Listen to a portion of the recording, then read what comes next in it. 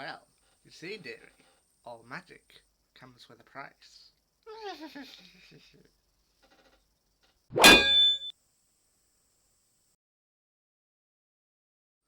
So, the second season of Once Upon a Time aired from 2012 to presumably 2013, and having only restarted watching Once Upon a Time last year, I know once again I'm late, but season 2 actually felt like a good step up for me for season 1. I mean, season 1 I enjoyed perfectly fine. I felt it was a great show. I watched through season 2, and you know what? This seems like a step up.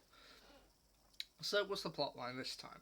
Well, thanks to Emma, the curse has been broken, and everyone in Storybrooke can now remember who they are. Okay, everyone now remembers who they are. Mary Margaret remembers she's Snow White. David Nolan is Prince Charming, and Ruby is Red Riding Hood. Everyone remembers who they are. However, there's also more problem as thanks to Rumpelstiltskin, magic has now been released back into the world and back into Storybrooke.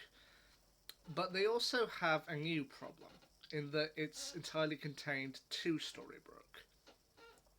No one can cross the town line, at least no one from Storybrooke itself. And if they do, they lose all memory of who they were in the Enchanted Forest and return to their pre-curse, or remembering their cursed identity. To which the two examples they use this is that one of the dwarfs ends up passing over the line and ends up with the uh, identity he had beforehand, and the other one is of course Belle, played by Emily de Ravine, who I got to admit I love. I'll talk more about her in a little bit, but when she crosses over and she loses her memories of being Belle and goes back to being Lacey, it is legitimately heartbreaking. Just trying to see. But, as I said, everyone can now remember who they are, but that doesn't mean everything's all peachy. I mean, even though Emma's parents, Mary Margaret and David Nolan, are happy to see her and seem happy enough to embrace her, Emma is, of course, a little hesitant because she had to grow up pretty much on her own her entire life. So she is naturally hesitant to get involved with these things, but she does end up warming up to them over time. And one of my small complaints about Once Upon a Time Season 1 was that I felt they could have incorporated a few more fairy tales. And you know what? Season 2 amps it up. It adds in a few more storylines into this new world, including Sleeping Beauty, Mulan, Robin Hood, Jack and the Beanstalk, and Peter Pan. Now, one of my hesitations with this show going forward is that I know that at some point I'm going to hit the "oh god, this is made by Disney, isn't it?" moment, to which ABC is owned by Disney at this point. So it is technically being made by Disney, but I just feel at some point it's going to break and it's going to be kind of very cringeworthy. And I know it's coming. I thought it was going to arrive with Mulan because, well, compared to all the other storylines you can see in Once Upon a Time, all the other fairy tales, a lot of them are kind of enchanted forest type. You know, Snow White, Cinderella, Little Red Riding Hood, Sleeping Beauty. All of these seem like they're taking place in a place that you could search for years and never find it. Whereas Mulan takes place in China, and in China, well, you could set off and then get there in a couple of days. I mean, obviously not at the moment, but you could actually find China, and I felt, how are they going to fit her into this world? But they actually did a really good job of it. They end up making her essentially a guard for Sleeping Beauty and Prince Philip, and honestly, it works very well.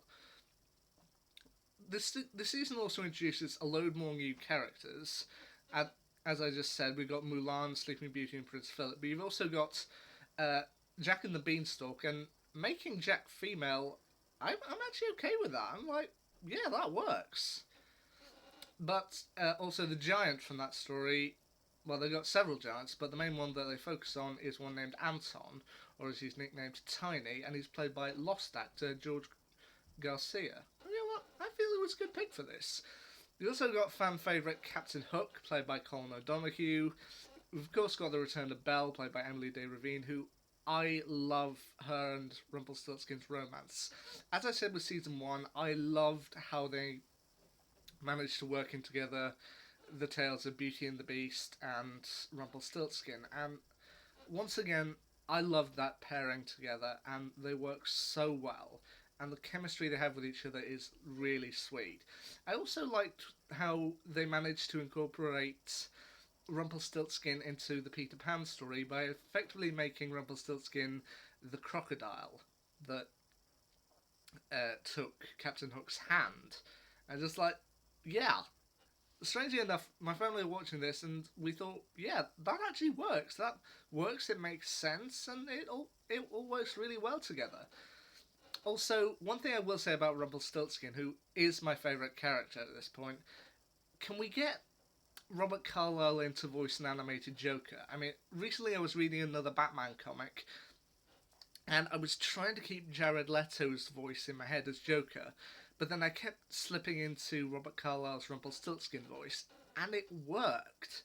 So, and I mean, Mark Hamill is. I know he's the default voice of Joker, but can we get Robert Carlyle in? Do it just once? That would be cool. Now, the other big storyline that, of course, they introduced with this is that at one point Rumpelstiltskin, with the help of a little magic and potions of his own, he has to leave Storybrooke very carefully to try and find his son. To which he asked Emma to help him as a favour, and they ultimately find out that his son Balefire is Neil Cassidy, or Emma's ex-boyfriend, played by Michael Raymond James. And compared to every other ex-boyfriend or ex you see in films who's kind of bitter towards our characters, he does actually seem like a fairly nice guy. And when it's revealed that he's the father of Henry, yeah, that works. I mean, they do have some very sweet chemistry together. And even though he is shown to be engaged, which we'll come to her in a minute, he does work really well with the characters. Also, I love that they brought back Sebastian Stan as the Mad Hatter, who I do like how his daughter kind of instantly kind of forgives him. I mean, you get to see the two sides of it here. Emma, who hasn't seen her parents for years and is just hesitant about him, and then Sebastian Stan's daughter Grace, or Mad Hatter's daughter Grace, who she just immediately accepts him with open arms. I love that. Now, also you got Robin Hood in here, played by Tom Ellis, who I apparently they did recast him later on as they couldn't get Tom Ellis long term, but I do think he does a good job here. And also, while I knew Tom Ellis was in Doctor Who back in 2007, it was also pointed out to me that one of the main characters, Josh Dallas, who plays David Nolan, Prince Charming, he was also in Doctor Who back in 2008. I thought about him, then I suddenly remembered, oh yeah, he was. Reminder, the library has been breached. Others are coming. Yeah, I mean, but then, of course, you got the big thing, the big appeal of this particular season, the villains. I mean, once again, Lana Parrilla as Regina, she does a brilliant job. She shows how evil she can be, but then she also has her restrained moments, showing that she is trying to change for her son Henry. That's nice. But then the big villains of this, you got two main ones. You got Regina's mother, Cora, played by Barbara Hershey, who she's just having a ball whenever she's on screen. She's such fun, and I do like how they managed to integrate more of the storylines to fit around her, connecting the three stories of Rumpelstiltskin, Snow White, and Alice in Wonderland. Effectively making her the miller's daughter from Rumpelstiltskin, the Regina's mother from Snow White, and she is, of course, the Queen of Hearts from Wonderland, and it works. I love it.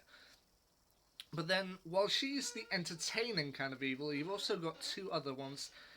Greg Mendel, played by Ethan Embry, and Tamara, played by sneaker Martin Green, who's supposed to be Neil Cassidy's new fiance. But they are in fact working for an organisation and they want to destroy magic, claiming it doesn't belong in our world. To which, while Cora is the kind of entertaining kind of evil, these two are actually really sinister, and when they get going and start torturing Regina, it's legitimately unnerving. Just to see a character we know is so evil and is probably more powerful than these two, suddenly rendered inert. It's really kind of scary.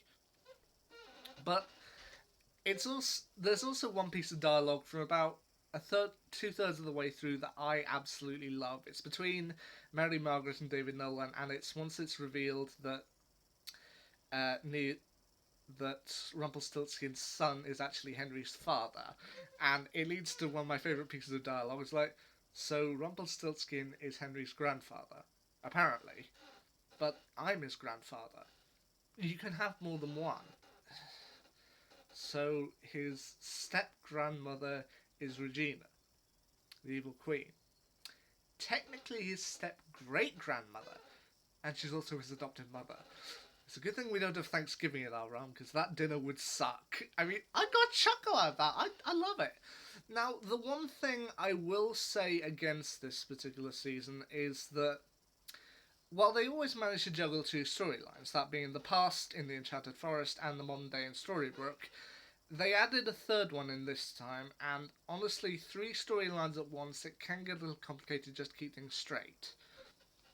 I mean, you've got the past in the Enchanted Forest, kind of showing how we ended up here, the present in the Enchanted Forest, with Emma and Mary Margaret briefly being stuck there, and the modern day in Storybrooke, and it just can get a little complicated just to try and keep everything in a straight line. But then, from what I've been told with Family Trees and Once Upon a Time, they twizzle in and out like pretzels. But you know what? Season 2 was definitely a step up for me. I loved each of the characters. I love where they're going and what they intend to do. And you know what?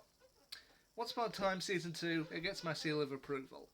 So, what'll be my next thing to review? Well, I've got two more movies on the way, so I'll let you know what I think of them when the time comes. But for now, if you haven't seen Once Upon a Time Season 2, definitely check it out. It's a step up from Season 1, and I'm sure you'll enjoy it. Anyway, until next time, see you, dearies.